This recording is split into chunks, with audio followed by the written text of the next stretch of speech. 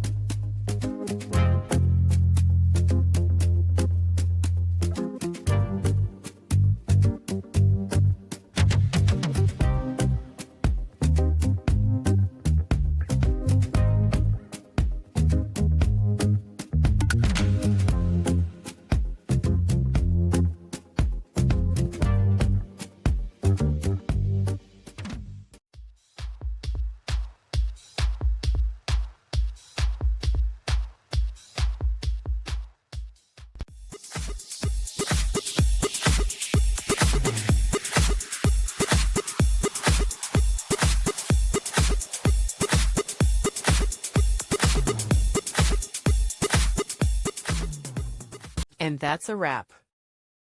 I hope you found the answer you were looking for. If you did, take a second to hit that subscribe button. It really helps out. And let me know in the comments which solution worked best for you. See you next time in the debug zone.